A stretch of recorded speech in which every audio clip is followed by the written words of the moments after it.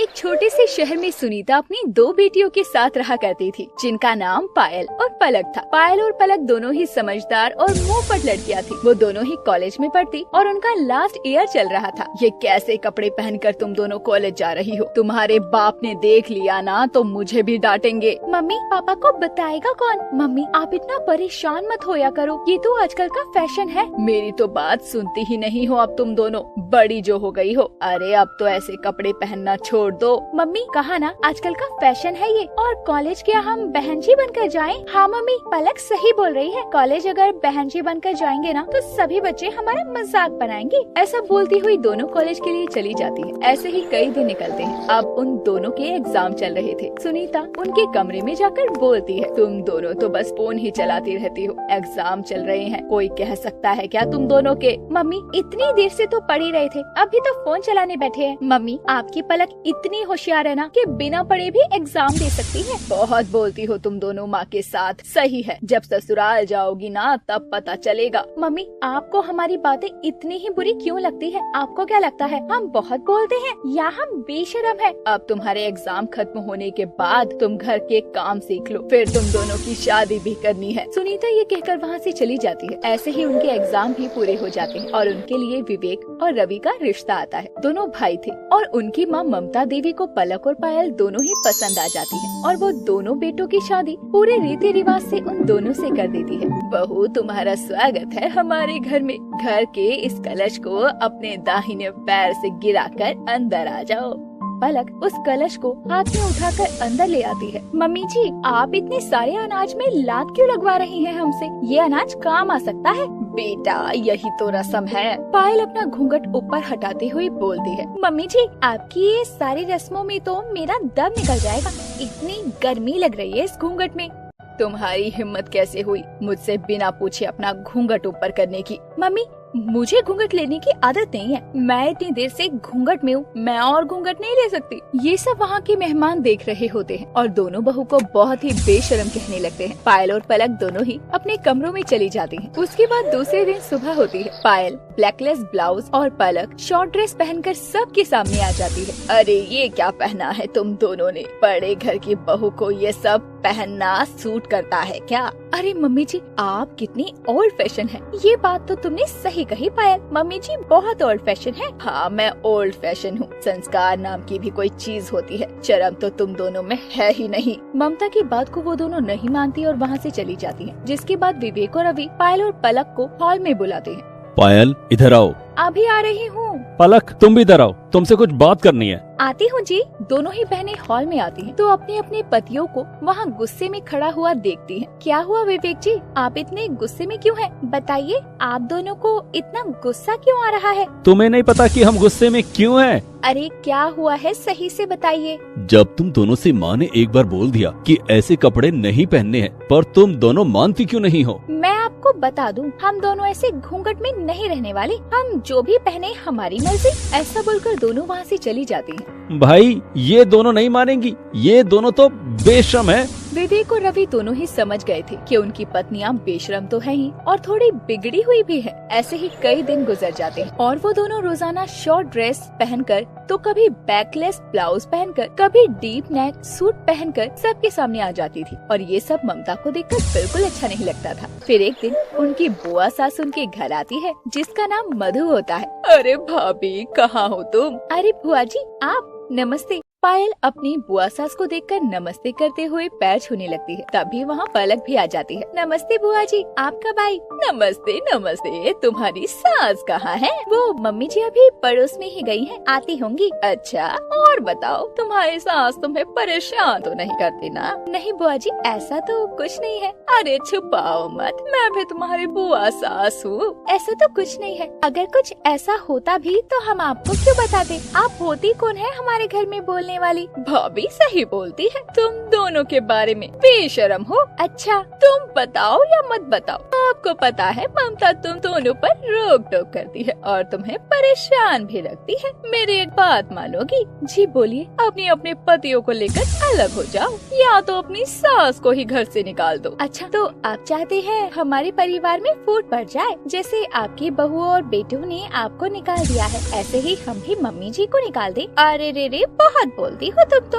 अपनी जुबान पर लगाम दो। क्या बोल रही हो तुम? सही तो बोल रही हूँ, हम तो बेशरम हैं और आप बेशरम के साथ बदतमीज भी हो। हमारे तो सिर्फ कपड़े छोटे हैं और आपकी सोच छोटी है। ये सब उनकी सास ममता दरवाजे पर खड़ी सुन रही होती है। मम्मी जी आप कब आई? जब मधु तुम्हें अलग होने की सलाह दे रही थी। अरे भाभी, मैंने सब सुन लिया, कोई सफाई देने की जरूरत नहीं है। सही कह रही थी पायल, इनके तो सिर्फ कपड़े छोटे हैं और लोगों की तो सोच ही छोटी होती जा रही है। भाभी आप गलत समझ रही हो, मैं तो बस। मधु निकल जाओ मेरे घर से, इससे पहले कि मैं तुम्हें धक्के मारकर निकालूं। मधु इस समय उनके घर से चली जाती है। अब ममता देवी को समझ आ गया था कि उसकी बहुएं बेशरम जरूर है पर बेहया नहीं। मुझे माफ कर दो तुम दोनों, मैं तुम्हारी गुनहगार हूँ। मैंने तुम्हें कितने ताने दिए। मम्मी जी आपको माफी मांगने की जरूरत नहीं है। हाँ मम्मी जी आपको माफी मांगने की जरूरत नहीं। हम छोटे कपड़े तो पहनते हैं पर हमारी सोच छोटी नहीं है। सही कह रही हो बहू, आज के बाद मैं तुम पर कोई रोक टोक नहीं करूँ। जो मर्जी आता है वही पहनो और वही करो। इसके बाद ममता देवी कभी भी पायल और पलक को किसी भी बात के लिए उन्हें बेशर्मी का ताना नहीं देती। पायल और पलक भी ममता की बहुत इज्जत करती और सब खुशी खुशी रहने लगते हैं।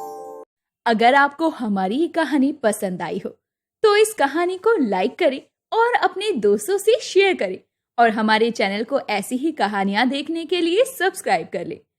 दुल्हन बनना, अपने फेवरेट कलर का लहंगा पहनना, डिजाइनर ज्वेलरी पहनना सभी लड़कियों का सपना होता है और ऐसा ही कुछ सपना दिव्या का भी था। दिव्या की उम्र शादी की हो गई थी। शादी करने के लायक लड़के की खोज बड़े जोरों शोरों से चल रही थी। इसी के चलते मिश्रा परिवार का उनके पास रिश्ता आता है और आज लड़के वाले दिव्या को देखने आने वाले थे। बताओ ना मम्मी, ये वाला सूट पहनूं या ये वाला? सूट क्यों पहनना है दिव्या? अरे बेटा तुम तो घबरा गई। मिश्रायन जी आप यहाँ? आप तो शाम को आने वाली थी, अभी तो कुछ अरेंजमेंट भी नहीं है, घर भी पूरा बिखरा पड़ा है, हम आपकी खातिरदारी कैसे करेंगे? अरे तो क्या हुआ, एक तो आप अपनी बेटी भी देंगे और ऊपर से खातिरदारी भी करेंगे, ये कहाँ का इंसाफ हुआ लक्ष्मी जी? और दिव्या तुम क्यों शर्मा रही हो? हाफ पैंट पहना है तो क्या हुआ, मेरी बड़ी बहू भी घर पर हाफ पैंट पहनती है, हमारे यहाँ कोई रोक टोक नहीं है, जो मन में आता है वैसे ही कपड़े पहनती है। आओ बैठो यहाँ। और 10 मिनट में ही रेखा अपनी बातों से सबका दिल जीत लेती है। किसी को महसूस नहीं हो रहा था कि रेखा उनसे पहली बार मिली है। तभी दिव्या अपने मन में सोचती है, यहाँ मैं कौन सा सूट पहनूं इसकी टेंशन ले रही थी। और आंटी जी को मुझे हाफ पैंट में देखकर भी शौक नहीं लगा, बहुत मॉडर्न ख्याल लगते हैं इनके। हमारी बड़ी बहू तो घर पर सारे तरह के कपड़े पहनती है। अरे पूरे दिन भर कोई गर्मी में कपड़े पहनकर साड़ी पहनकर घूम सकता है क्या?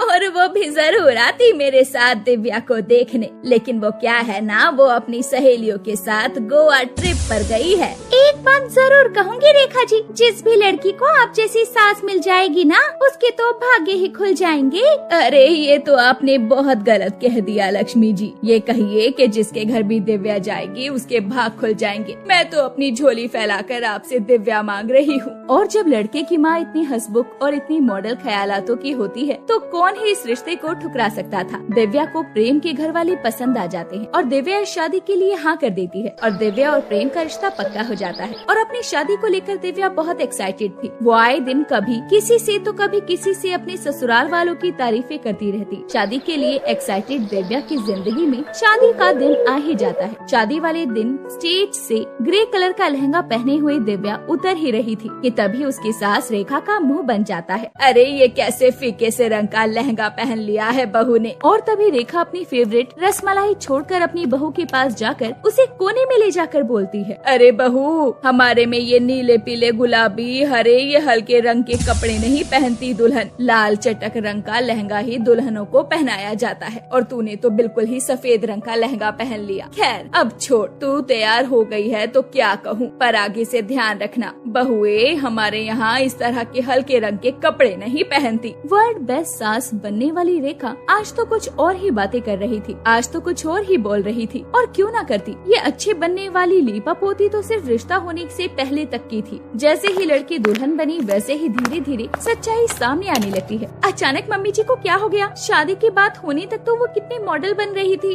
और आज लहंगे के रंग को लेकर इतना बोल रही है। खैर जो भी हो, इस स्ट्रेस को मैं अपने चेहरे पर नहीं आने दे सकती, वरना खामखा ही फोटो खराब आएगी। तभी वहाँ संजना आती है। अभी तो तुम शादी होकर आई भी नहीं हो, खैर आज तो तुम्हारी शादी है, एंजॉय। ये सब सुनने के बाद आखिर किस दुल्हन की खुशी बरकरार रह सकती थी। अब तो दिव्या की हालत खराब हो रही थी, ये सोचकर कि अब शादी के बाद क्या होने वाला था। किसी तरह से शादी संपन्न हो जाती है और अगली सुबह जब दिव्या अपने कमरे में सो रही होती है तो रेखा उसके कमरे का दरवाजा आराम से खोलती है और आकर कहती है, सो रही हो बहू? मम्मी आप यहाँ, मुझे बुला लिया होता। अरे इतनी जोर जोर से खर्राटे लेकर सो रही हो तुम, अगर मैं बाहर जख्मी हालत में चीख भी रही होती ना तो तुम्हें सुनाई नहीं देता। खैर इस जोरदार खर्राटे के आगे मेरी आवाज कैसे पहुंचती तुम तक बहू?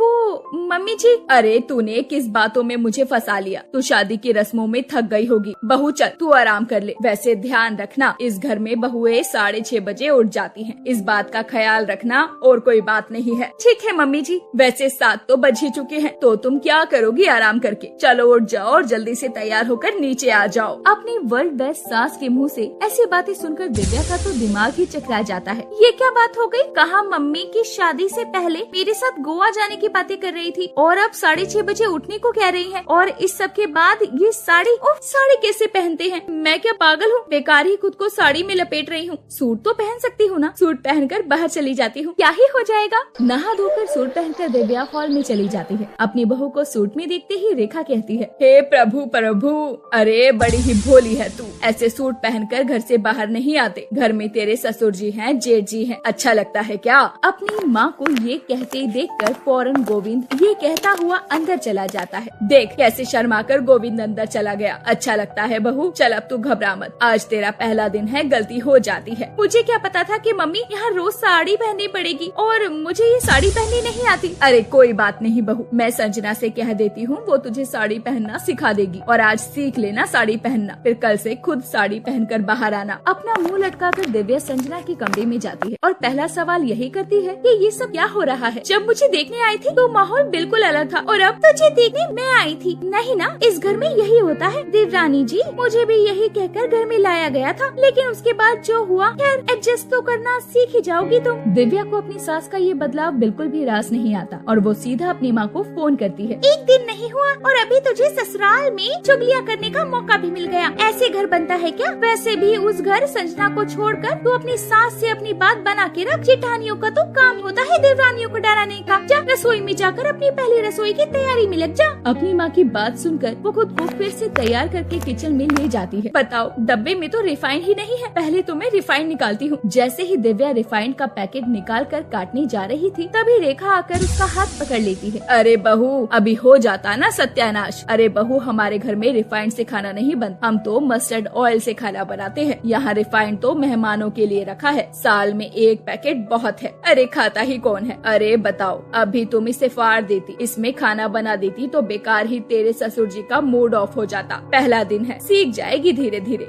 अपनी सास की बात मानकर दिव्या मस्टर्ड ऑयल से ही सारा खाना बनाकर डाइनिंग टेबल पर लगा देती है। उसके बाद सारे लोग खाना खा लेते हैं। ऐसे ही कई दिन बीत जाते हैं। फिर एक दिन सुबह में दिव्या सीधे अपनी जेठानी के पास जाती है और उससे कहती है, इतनी उंगलीबाजी आपका दम नहीं घुटता है क्या भाभी? घुटता तो है पर क्या कर सकते हैं। मैं मम्मी जी को हर चीज में उंगली करने की आदत है तो क्या करें, ये उनका नेचर है। और तुम्हारे जेठ जी वो तो मम्मी जी की कही हुई सारी बातों को मानते हैं। मैंने कुछ सोचा है, अगर आप मेरा साथ देती हैं तो मम्मी जी की आदत को खत्म कर सकते हैं हम, पर उसके लिए आपको अपने मायके जाना होगा। कोई भी बहाना कर दीजिए, किसी की तबीयत खराब है या किसी की शादी है, कुछ भी, कुछ दिनों के लिए अपने मायके चली जाइए, मैं सब देख लूंगी। एक कोशिश तो करनी ही चाहिए। ठीक है, मैं कोई बहाना देखकर मम्मी जी को कल सुबह ही अपने मायके निकल जाऊंगी। और अगली सुबह जब सभी लोग नाश्ते की टेबल पर होते हैं तो संजना कहती है, मम्मी जी मेरे मामा की तबीयत खराब है, आप तो जानते हैं वो 80 साल के हो गए हैं। इस उम्र में तो जीवन का क्या ही भरोसा, इसीलिए वो मुझे देखने सीखना चाहते हैं? दिव्या तो घर का सारा काम सीख ही चुकी है। मेरी गैर मौजूदगी में दिव्या पूरे घर को संभाल लेगी। ठीक है बहू, ऐसी बात है तो तू मायके हुआ, वैसे भी हमने कभी तुझे रोका है?